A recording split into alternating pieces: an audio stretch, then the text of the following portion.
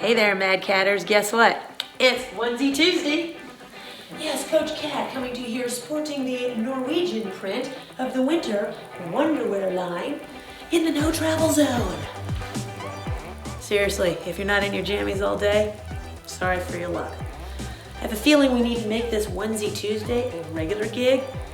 If nothing else, just to help me keep track of time.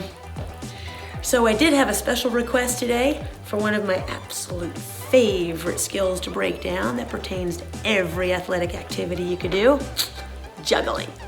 So if you don't have your jammies on, go get your jammies on and let's have some fun with this. Okay, drill seekers, we're gonna break down this basic juggling pattern today. Juggling has not only been proven to raise the IQ, yay, but it also encourages bilateral learning, which, as all athletes know, you're only as strong as your weaker side.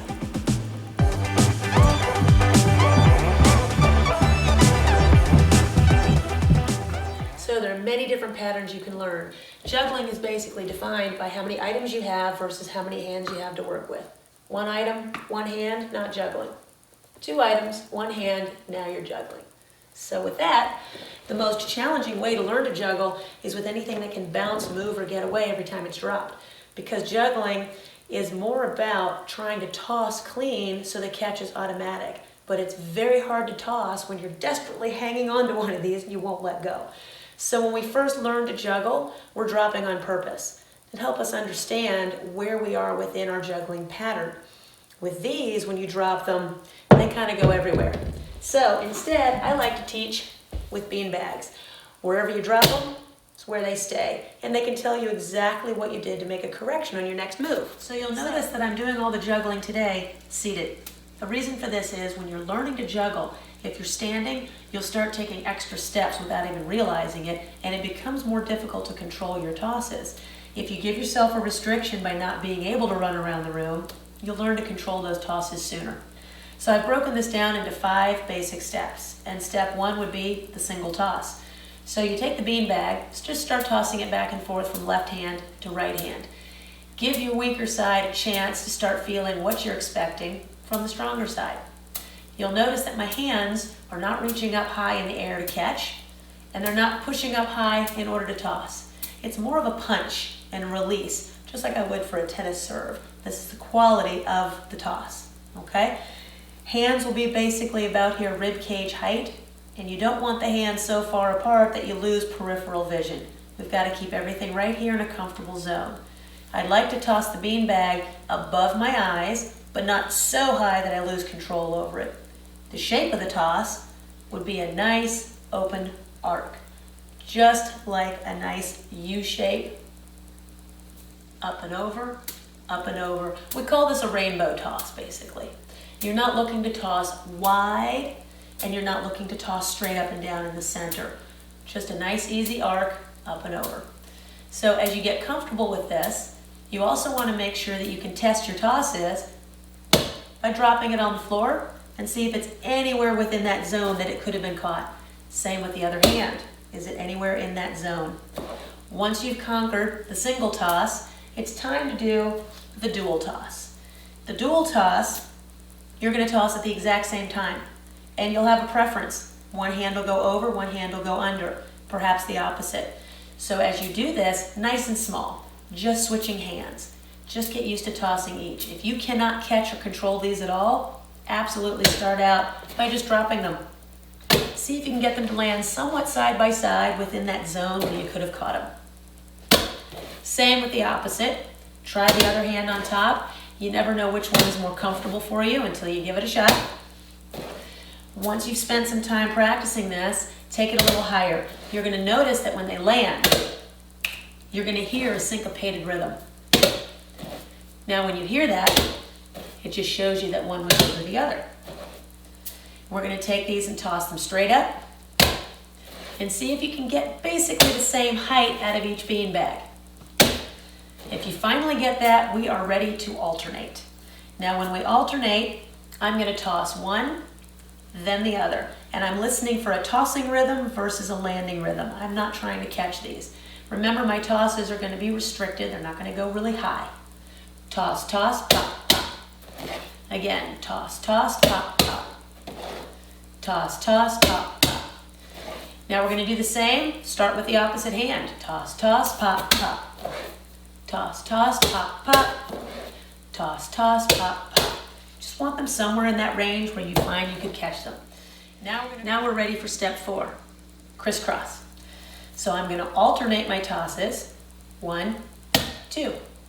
Just let them land anywhere in your zone. 1, 2. As you get used to this, you can start to toss them a little earlier timing-wise.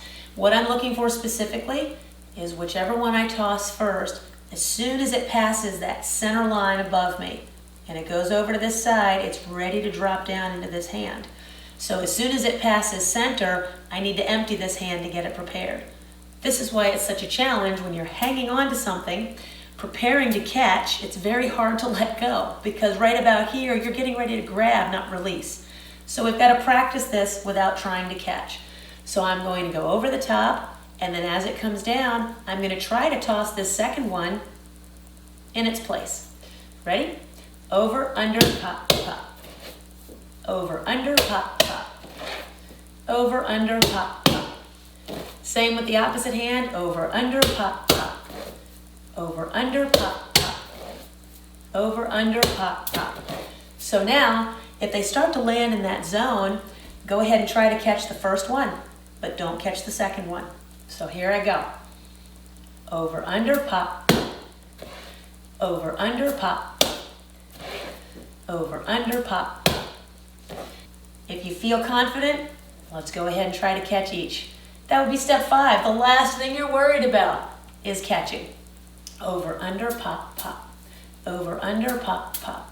Over, under, pop, pop. Over, under, pop, pop. Simple, right? I always like to tell people when you're juggling, juggle until your hands are empty. So if you've got 3, you're going to hold that first one right up in front. If you want to start left-handed, you would hold it up in front over here. Whichever hand has 2 starts.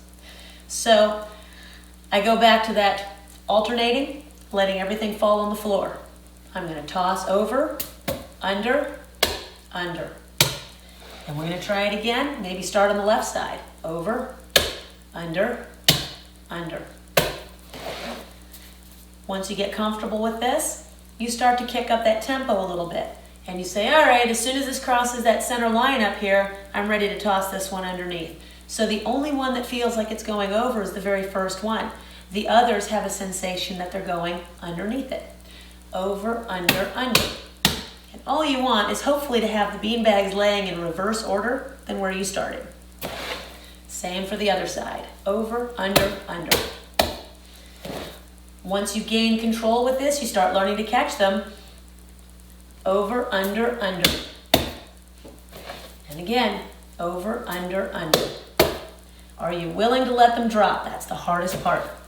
So, once you get the hang of this, over, under, under, under, under, under, under. And this is your very first basic fundamental juggling pattern. If you drop one, keep going, keep reversing until you finally lose everything. Keep going till you finally lose everything.